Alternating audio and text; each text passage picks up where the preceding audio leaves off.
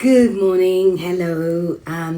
So today I want to speak about discipline. I have been thinking about discipline a lot lately, and I just thought, let me just talk about it. Okay. Discipline, as it refers to one's own self-control, where an individual is able to consistently follow certain principles. Discipline in this context refers to self-control, where I, as the individual, consistently follow a certain set of principles, a certain set of routines or behaviors to achieve a certain goal.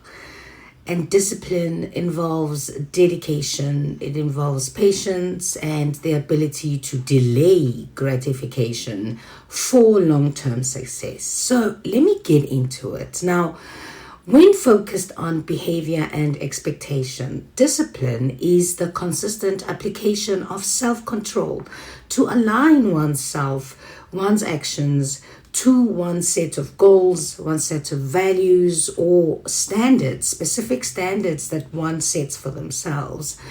It is about cultivating habits and behaviors that will support one's own long-term success and personal growth, even when faced with challenges or temptations that may encourage a deviation in the good behavior.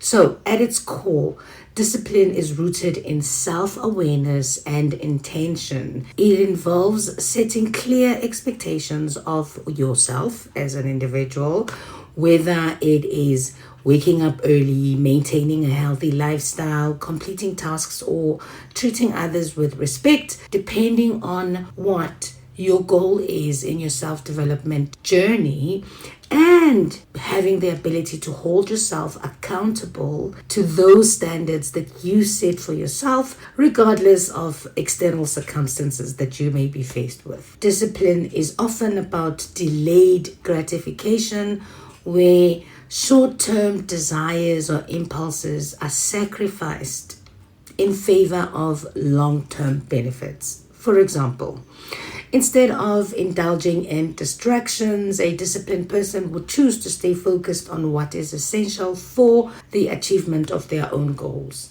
such as meeting deadlines or upholding certain ethical standards, as well as in personal growth like developing positive habits or staying committed to relationships and to responsibilities. Now, ultimately, discipline shapes behavior by fostering consistency, persistence, and a sense of responsibility.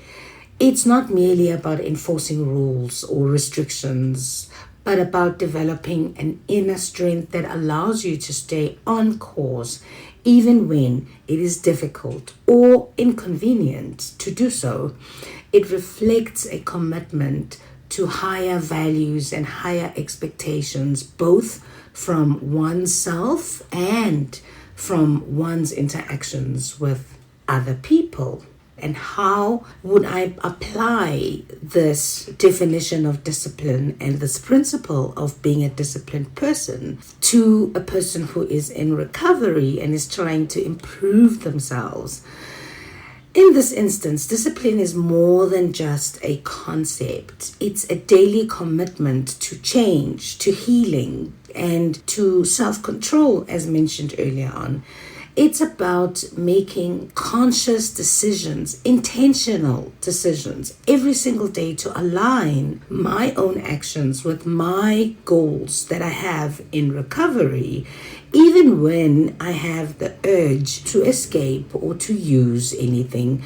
Discipline becomes the foundation for transforming behavior and meeting expectations that I have set for myself. Now, this journey in recovery, if you are on the journey of recovery and healing, it isn't about avoiding substances or avoiding certain behaviors. It's about choosing to live differently. It means creating new habits, being able to practice things like honesty, being able to surround yourself with positive influences and sticking to them, no matter how hard it is and how hard it gets to do that.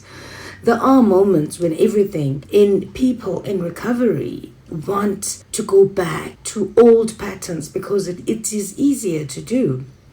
But discipline then reminds me and others who are healing and on the recovery journey that short-term relief isn't worth jeopardizing the long-term goal. It is the practice of choosing progress over instant gratification. And this is done on a daily basis, one day at a time. And discipline also shapes how I treat other people and how I treat myself, how I hold myself accountable to higher standards now that I'm on this journey. Whether it is rebuilding trust with people I've lost trust with, I have to show up for commitments that I make. I have to be honest about my struggles and my challenges, and I have to be consistent, reliable, and learn to forgive myself for slip-ups or whatever other mistakes that I have made while I'm still on the journey and while I'm pushing forward. There are no shortcuts in life. There are no shortcuts in recovery. There are no shortcuts in the healing journey. And discipline is what keeps me grounded and moving toward a life of freedom and a life of purpose. So it is about creating a new normal. It's about developing the inner strength to stay on the path and trusting that there are some things that I cannot do, and I need the help of a higher power, and I need the help of other people to help me as I go on this journey on a daily basis. Even when the path itself feels unbearable, because I know what I need in life. I know what I want in life, and I know what kind of life I deserve. And that life I deserve is actually waiting for me on the other side. Now, I want to pull another concept into this whole thing. We speak about humility and we speak about faith. And I want to sort of create a trio in these three words: discipline, humility, and faith. How practicing all three principles can help improve my life, improve my journey, and make it easier for me to fulfill the goals that I have. Discipline is deeply intertwined with humility and faith. It is not just about controlling my actions, but also acknowledging my limitations, recognizing that I cannot do this thing by myself. It is very impossible for a hurting and traumatized brain to heal itself. You can't heal yourself. People in pain cannot heal themselves. Okay, so it's not about controlling my actions, but acknowledging my limitations, recognizing that I can't do this thing by myself, and that my strength comes from something that is greater than myself.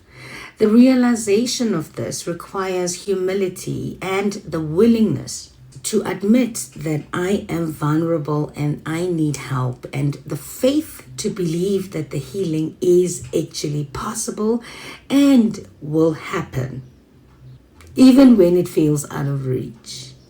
That is faith. Discipline within the context of this trio becomes a daily part of living with humility. It means accepting that I don't have all the answers, that recovery is a lifelong journey, and that there will be days when I stumble. Humility then teaches me that when I ask for help, whether that help is derived from asking the higher power, somebody greater than myself, which is God, whether I am using support groups, whether I am asking for support from the people I love, the people around me, that is not a sign of weakness, okay? But it is a sign of strength. It allows me to be honest about my struggles without the need for wanting to be perfect all the time, and allows me to trust the process instead of trying to control every aspect of the process of growth. Faith, on the other hand, sustains my discipline. In recovery and on the healing journey, faith is more than just a belief in something spiritual. It's the belief that I can change. It's the belief that my efforts will bear fruit, even when progress feels slow. It's the trust that each step that I take in discipline, whether it's not escaping or making the amends that I need to make or working through my emotions on a daily basis, that is bringing me closer to a life of peace and freedom. Faith helps me see beyond the immediate pain or the temptation and to stay committed to the bigger picture in my healing journey. Now, when I put them together, discipline, humility, and faith, I form a powerful trio, and humility keeps me grounded and open to growth, reminding me that I don't have all the answers, and discipline keeps me moving forward on the path that I have chosen, no matter how difficult it actually gets. And then faith gives me the courage to believe that even in moments of doubt, there's a reason I have to keep going. There is a reason. So when I am healing and combining these three things, the combination itself means living with the understanding that I am a work in progress, not defined by my past, but shaped by the choices I make today. It's about surrendering to the process and trusting that each disciplined action, and through my humility and faith, I'm building a future that is more aligned with who it is that I actually want to be. And that is what I wanted to speak about today. And as always, I try to put these things into practice. I share them with you as I figure them out. I share them here as I go on this journey. And I hope you get something out of this. So for today, if you can, drop something in the comments. Tell me what you think about this trio. What do you think about discipline? Do you apply these things in your life? Discipline, humility, and faith. Let's talk about it. Let me know what you think. Let me know how we can put this into practice and make sure that at least at the end of the day, we are doing something positive today. Have yourself a wonderful day, and I'll see you next time. Goodbye.